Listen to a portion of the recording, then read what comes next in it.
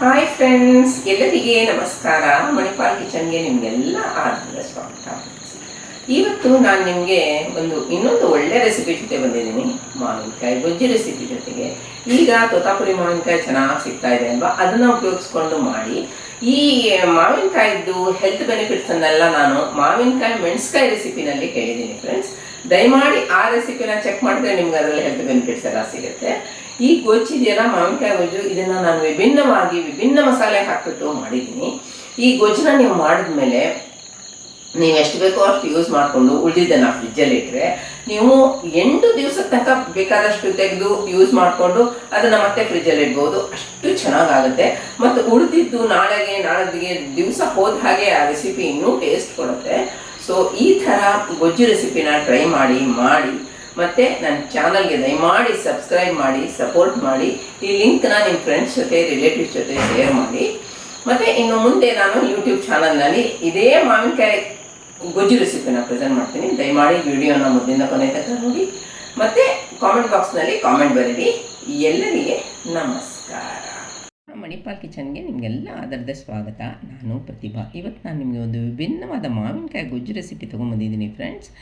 ಈ ಗೊಜ್ಜು ರೆಸಿಪಿನ ಈ ಮಸಾಲೆ ಹಾಕಿರೋದ್ರಿಂದ ಈ ಗೊಜ್ಜು ತುಂಬ ಚೆನ್ನಾಗಾಗುತ್ತೆ. ನನ್ನ ಲಿಂಕ್ನ ಎಲ್ಲರ ಜೊತೆನೂ ಶೇರ್ ಮಾಡಿ ಮತ್ತು ಬೆಲ್ ಐಕಾನ್ನ ಪ್ರೆಸ್ ಮಾಡಿ. ಇದಕ್ಕೆ ನೋಡಿ, ನಾವು ಒಳ್ಳೆ ಒಂದು ತೋತಾಪುರಿ ಮಾವಿನಕಾಯಿ ತೊಗೊಂಡಿದ್ದೀನಿ. ಫ್ರೆಶ್ಶಾಗಿ ಗಟ್ಟಿಯಾಗಿರುವಂಥದ್ದು, ಹಣ್ಣಾಗಿರೋದು ಬೇಡ, ಹೀಗೆ ಇರಬೇಕು. ಬೇರೆ ಏನೇನು ಬೇಕಂತ ನೋಡೋಣ. ಸಾಸಿವೆ 2 ಟೀ ಸ್ಪೂನು, 1 ಟೀ ಸ್ಪೂನ್ ಮಸಾಲೆಗೆ, 1 ಟೀ ಸ್ಪೂನ್ ಒಗ್ಗರಣೆಗೆ, ಅರ್ಧ ಟೀ ಸ್ಪೂನ್ ಮೆಂತ್ಯಕಾಳು, 1 ಟೀ ಸ್ಪೂನು ಉದ್ದಿನಬೇಳೆ, ಅರ್ಧ ಟೀ ಸ್ಪೂನು ಜೀರಿಗೆ, ಹಾಗೆ ಎಳ್ಳು 1 ಟೀ ಸ್ಪೂನು, ಕೊಬ್ಬರಿ 2ರಿಂದ 3 ಟೀ ಸ್ಪೂನು, ಹಿಂಗು ಪೌಡ್ರು 2ರಿಂದ 3 ಚಿಟಿಕೆ, ಹಾಗೆ ಬ್ಯಾಡಗಿ ಮೆಣಸಿನ್ಕಾಯಿ ನಾನು 5ರಿಂದ 6 ತೊಗೊಂಡಿದ್ದೀನಿ, ಸಾಕು ಅಂತ. ಮತ್ತು ಅರಿಶಿನ ಪುಡಿ 1/5 ಟೀ ಸ್ಪೂನು, ಮತ್ತು ಕರ್ಬೇವಿನ ಸೊಪ್ಪು 2 ಕಡ್ಡಿ, ರುಚಿಗೆ ತಕ್ಕಷ್ಟು ಉಪ್ಪು ಮತ್ತು ಬೆಲ್ಲ ಸ್ವಲ್ಪ ನೋಡ್ಕೊಂಡು ಹಾಕ್ಕೊಳ್ಳಿ. ಅಂದರೆ ಜಾಸ್ತಿನೇ ಹಾಕ್ಕೋಬೇಕು. ಹುಳಿ, ಮಾವಿನಕಾಯಿದು ಹುಳಿ ನೋಡಿಬಿಟ್ಟು. ಇವಾಗ ಮಾವಿನಕಾಯಿನ ನಾನು ಇವಾಗ ಅದರದ್ದು ದಂಟು ತೆಗಿತಾ ಇದ್ದೀನಿ. ಹಾಗೆ ನೋಡಿ, ಇವಾಗ ನಾನು ಹೇಗೆ ತೋರಿಸಿದ್ದೀನೋ ಹಾಗೆ ಕಟ್ ಮಾಡಿ ಫ್ರೆಂಡ್ಸ್. ಇದನ್ನು ಸಣ್ಣ ಸಣ್ಣ ಪೀಸಾಗಿ ಈ ಥರ ತಿನ್ನೋ ಹಾಗೆ ಕಟ್ ಮಾಡ್ಕೊಳ್ಳಿ. ಇದು ಗೆರಟೆ ಹಾಕೋದಿಲ್ಲ, ಬೇಡ. ಈ ಮಾವಿನಕಾಯಿ ಗೊಜ್ಜಿದೆಯಲ್ಲ, ಇದನ್ನು ನೀವು ಫ್ರಿಜ್ಜಲ್ಲಿ ಇಟ್ಬಿಟ್ಟು 8 ದಿವಸದ ತನಕ ಉಪಯೋಗಿಸ್ಕೋಬೋದು, ಹಾಳಾಗೋದಿಲ್ಲ. ಎಷ್ಟು ಬೇಕೋ ಅಷ್ಟು ತೆಗೆದು ಯೂಸ್ ಮಾಡ್ಕೋಬೋದು. ಇದು ನೋಡಿ 2 ಕಪ್ ಆಗಿದೆ ಅಮೆಝಾನ್ ಕಪ್ನಲ್ಲಿ. ಇವಾಗ ಒಂದು ಪ್ಯಾನಿಗೆ 2 ಟೇಬಲ್ ಸ್ಪೂನು ಎಣ್ಣೆ ಹಾಕ್ಕೊಳ್ಳಿ. ನಾನು ಕೊಬ್ಬರಿ ಎಣ್ಣೆ ಯೂಸ್ ಮಾಡಿದ್ದೀನಿ, ನೀವು ಯಾವ ಎಣ್ಣೆನೂ ಯೂಸ್ ಮಾಡ್ಬೋದು. 1 ಟೀ ಸ್ಪೂನು ಸಾಸಿವೆ ಹಾಕ್ಕೊಳ್ಳಿ. ಅದು ಚಟಪಟ ಅನ್ನಬೇಕು ಚೆನ್ನಾಗಿ. ಯಾವಾಗ ಮಾತ್ರ ಒಗ್ಗರಣೆದು ರುಚಿ ನಾವು ಮಾಡಿದ ಪದಾರ್ಥಕ್ಕೆ ಬರ್ತದೆ ಮತ್ತು ಚೆನ್ನಾಗಿ ಆಗುತ್ತೆ. ಇವಾಗ ಕರಿಬೇವು ಹಾಕಿದ್ಮೇಲೆ ಒಂದು ಸ್ವಲ್ಪ 30 ಸೆಕೆಂಡ್ ತನಕ ಸ್ವಲ್ಪ ಕೈ ಆಡಿಸ್ಕೊಳ್ಳಿ. ಅದ್ರ ನಂತರ ನಾವು ಕಟ್ ಮಾಡಿರುವಂಥ ಮಾವಿನಕಾಯಿ ತುಂಡುಗಳನ್ನು ಹಾಕ್ಕೊಂಡು ಒಗ್ಗರಣೆಯಲ್ಲೇ ಚೆನ್ನಾಗಿ ಒಂದು 30ರಿಂದ 30 ಸೆಕೆಂಡ್ ಅಥವಾ 1 ನಿಮಿಷದ ತನಕ ಚೆನ್ನಾಗಿ ಕೈ ಆಡಿಸ್ಕೊಳ್ಳಿ. ಅದಕ್ಕೆ ಎಣ್ಣೆ ಒಗ್ಗರಣೆ ಎಲ್ಲ ಚೆನ್ನಾಗಿ ತಾಗಲಿ. ಈಗ ಅದನ್ನು ಒಂದು ಬದಿಲಿ ಇನ್ನೊಂದು ಕಡೆ ಕುಕ್ ಮಾಡಲಿಕ್ಕೆ ಇಟ್ಬಿಟ್ಟು ಇದನ್ನು ಹುರಿಯೋಣ. ಉದ್ದಿನಬೇಳೆ 1 ಟೀ ಸ್ಪೂನ್ ಪ್ಯಾನ್ಗೆ ಹಾಕ್ಬಿಟ್ಟು ಲೋ ಫ್ಲೇಮಲ್ಲೇ ಇಟ್ಬಿಟ್ಟು ಉರಿರಿ. ಯಾಕಂದರೆ ಸ್ಟೀಲ್ ಪ್ಯಾನ್ ಅಲ್ವಾ, ಅದು ಬಿಸಿ ಆಗಿಬಿಟ್ಮೇಲೆ ಒಂಥರ ತುಂಬ ಜಾಸ್ತಿ ಆಗಿಬಿಡುತ್ತೆ. ಲೋ ಫ್ಲೇಮಲ್ಲಿ ಇಟ್ಟರೆ ಕರೆಕ್ಟಾಗಿ ಹುರಿದು ಬರುತ್ತೆ. ಈಗ ಅದು ಒಂಚೂರು ಆಗ್ತಾಯಿದೆ ಅನ್ಬೇಕಾದ್ರೆ ಅದಕ್ಕೊಂದು ಅರ್ಧ ಟೀ ಸ್ಪೂನ್ ಮೆಂತ್ಯ ಹಾಕ್ಕೊಳ್ಳಿ. ಮೆಂತ್ಯ ಹಾಕಿದ್ರಿಂದ ತುಂಬ ಒಳ್ಳೆ ಫ್ಲೇವರ್ ಬರುತ್ತೆ. ಒಟ್ಟಿಗೆ ಇವಾಗ ಕೈ ಆಡಿಸ್ಕೊಳ್ಳಿ ಲೋ ಫ್ಲೇಮ್ನಲ್ಲೇನೆ.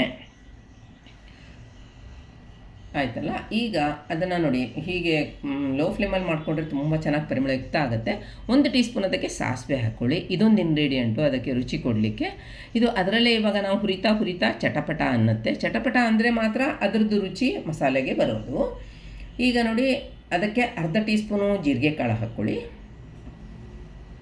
ಅದಾದರೂ ಕೂಡ ನಾವು ಹುರಿಬೇಕಾದ್ರೆ ಚಟಪಟ ಅನ್ನಬೇಕು.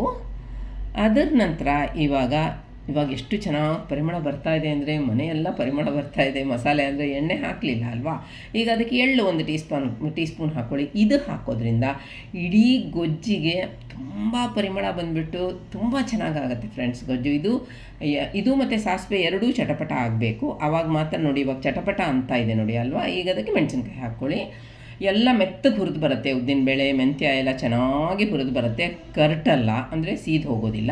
ಈಗ ನೋಡಿ, ಎಲ್ಲ ಕಲರು ಕೂಡ ಚೇಂಜ್ ಆಯಿತು, ಚಟಪಟ ಅಂತೂ. ಈಗ ಅದನ್ನೊಂದು ಬದಿಗೆ ತೆಗೆದಿಡಿ.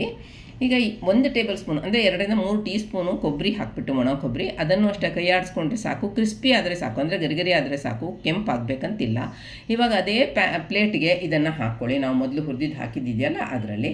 ಅದಕ್ಕೆ 1/5 ಟೀ ಸ್ಪೂನು ಅರಿಶಿನ ಪುಡಿ, ಹಾಗೆ 2ರಿಂದ 3 ಚುಟುಕಿ ಹಿಂಗು ಪುಡಿ ಹಾಕ್ಕೊಂಡು ಅದೆಲ್ಲ ಬಿಸಿ ಇದೆ ಅಲ್ವಾ, ಅದರಲ್ಲೇ ಚೆನ್ನಾಗಿ ಕೈ ಆಡಿಸ್ಕೊಂಬಿಡಿ. ಆವಾಗ ಏನಾಗುತ್ತೆ ಅಂದರೆ ಅದು ಸ್ವಲ್ಪ ಹುರಿದ ಹಾಗೆ ಆಗುತ್ತೆ, ಅದೆಲ್ಲ ಬಿಸಿ ಇದೆ ಅಲ್ವಾ. ಈಗ ಅದನ್ನು ತಣ್ಣಗಾದ್ಮೇಲೆ ನಾವು ಪುಡಿ ಮಾಡ್ಕೋಬೇಕು. ಇನ್ನೊಂದು ಕಡೆ ಈ ಮಾವಿನಕಾಯಿ ತುಂಡುಗಳನ್ನು ನಾವು ಬೇಯಿಸ್ಲಿಕ್ಕೆ ಇಟ್ಟಿದ್ದೀವಲ್ಲ, ಅದು ನೋಡಿ ಕಲರೆಲ್ಲ ಚೇಂಜ್ ಆಗಿದೆ.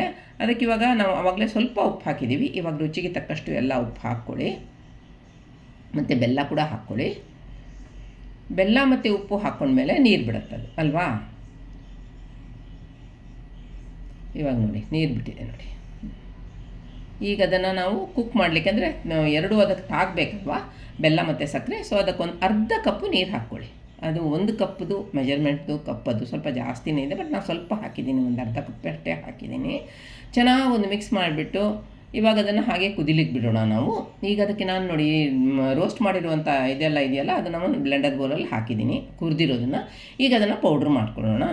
ನೋಡಿ ಆ ಪೌಡ್ರನ್ನ ಇವಾಗ ಮಾವಿನಕಾಯಿ ಬೆಂದಿದೆ ಅಲ್ವಾ, ಮತ್ತು ಉಪ್ಪು ಇದೆಲ್ಲ ತಾಗಿದೆ, ಏನು ಉಪ್ಪು ಮತ್ತು ಬೆಲ್ಲ ಎಲ್ಲ ತಾಗಿದೆ ಅದಕ್ಕೆ. ಸೊ ಈ ಪುಡಿ ಹಾಕಿಬಿಟ್ಟು ಚೆನ್ನಾಗಿ ಮಿಕ್ಸ್ ಮಾಡ್ಕೊಳ್ಳಿ, ಮೆತ್ತಗೆ ಮಿಕ್ಸ್ ಮಾಡಿ. ಯಾಕಂದರೆ ಮಾವಿನಕಾಯಿ ಬೆಂದಿದೆ ಅಲ್ವಾ. ಈಗ ಅದಕ್ಕೆ ಮಿಕ್ಸಿ ತೊಳೆದಿದ್ದು ನೀರು ಒಂದು ಅರ್ಧ ಮುಕ್ಕಾಲು ಕಪ್ಪಷ್ಟು ಹಾಕ್ಕೊಳ್ಳಿ. ನಿಮ್ಗೆ ಎಷ್ಟು ಬೇಕೋ ಅಷ್ಟು ಹಾಕ್ಕೋಬೋದು. ಯಾಕಂದರೆ ಬೇಳೆ, ಎಳ್ಳು, ಕೊಬ್ಬರಿ ಎಲ್ಲ ಹಾಕಿರ್ತೀವಲ್ಲ, ಇದು ದಪ್ಪ ಗಟ್ಟಿಯಾಗಿ ಬಂದುಬಿಡುತ್ತೆ. ಇನ್ನೂ ಒಂದು ಅರ್ಧ ಕಪ್ ಬೇಕಾದರೂ ಹಾಕ್ಕೊಳ್ಳಿ, ನಾನು ಹಾಕಿದ್ದೀನಿ ಮಧ್ಯದಲ್ಲಿ. ಈಗ ಅದನ್ನು ಕವರ್ ಆ್ಯಂಡ್ ಕುಕ್ ಮಾಡಿಬಿಟ್ಟು ಲೋ ಫ್ಲೇಮಲ್ಲಿ 5 ರಿಂದ 6 ನಿಮಿಷದ ತನಕ ಕುಕ್ ಮಾಡಲಿಕ್ಕೆ ಬಿಡಿ, ಬೇಯಲಿಕ್ಕೆ ಬಿಡಿ, ಅಂದರೆ ಕುದಿಲಿಕ್ಕೆ ಬಿಡಿ. ಆವಾಗ ನೋಡಿ ಎಲ್ಲ ಅದರದ್ದು ರುಚಿ ಎಲ್ಲ ಅಬ್ಸಾರ್ಬ್ ಮಾಡ್ಕೊಳ್ಳುತ್ತೆ. ಇವಾಗ ನೋಡಿ ಕುದೀತಾ ಇದೆ, ಹೌದಾ. ಈಗ ನೋಡಿ ಅದರದ್ದು ರುಚಿ ಎಲ್ಲ ಅಬ್ಸಾರ್ಬ್ ಆಯಿತು, ಪರಿಮಳಯುಕ್ತ ಆಯಿತು. ಈಗ ರೆಡಿ ಆಯಿತು, ಆ್ಯಕ್ಚುಲಿ ಮಾವಿನಕಾಯಿ ಗೊಜ್ಜು ರೆಡಿ ಆಯಿತು. ಚೆನ್ನಾಗಿ ಒಂದು ಮಿಕ್ಸ್ ಕೊಡಿ. ಇದನ್ನು ನೀವು ಇಡ್ಲಿ ಜೊತೆ, ದೋಸೆ ಜೊತೆಗೆ, ಅನ್ನದ ಜೊತೆಗೆ ಎಲ್ಲ ಒಳ್ಳೆಯದಾಗುತ್ತೆ ಎಂಜಾಯ್, ಈವನ್ ಚಪಾತಿ ಜೊತೆಗೆ. ಈಗ ಸರ್ವಿಂಗ್ ಬೌಲ್ಗೆ ಸರ್ವ್ ಮಾಡೋದು ತೋರಿಸ್ತಾ ಇದ್ದೀನಿ ನೋಡಿ ಫ್ರೆಂಡ್ಸ್. ಆ ಸರ್ವಿಂಗ್ ಬೌಲ್ ಸರ್ವ್ ಮಾಡಬೇಕಾದ್ರೆ ತಿನ್ನೋಣ ಅನ್ಸುತ್ತಲ್ವ, ಅಷ್ಟು ಕೂಡ ಟೆಂಪ್ಟಿಂಗು. ಎಷ್ಟು ಚೆನ್ನಾಗಿದೆ ನೋಡಿ. ಒಳ್ಳೊಳ್ಳೆ ರೆಸಿಪಿ ಜೊತೆ ಬರ್ತೀನಿ ಫ್ರೆಂಡ್ಸ್. ನನ್ನ ಚಾನಲಿಗೆ ದಯಮಾಡಿ ಸಪೋರ್ಟ್ ಮಾಡಿ, ಸಬ್ಸ್ಕ್ರೈಬ್ ಮಾಡಿ. ಈ ಲಿಂಕ್ ನಾನು ನಿಮ್ಮ ಫ್ರೆಂಡ್ಸ್ ಜೊತೆ ರಿಲೇಟಿವ್ಸ್ ಜೊತೆ ಶೇರ್ ಮಾಡಿ. ವಿಡಿಯೋನ ಮೊದಲಿಂದ ಕೊನೆಯ ತನಕ ನೋಡಿದ್ದಕ್ಕೆ ಎಲ್ಲರಿಗೂ ನಮಸ್ಕಾರಗಳು.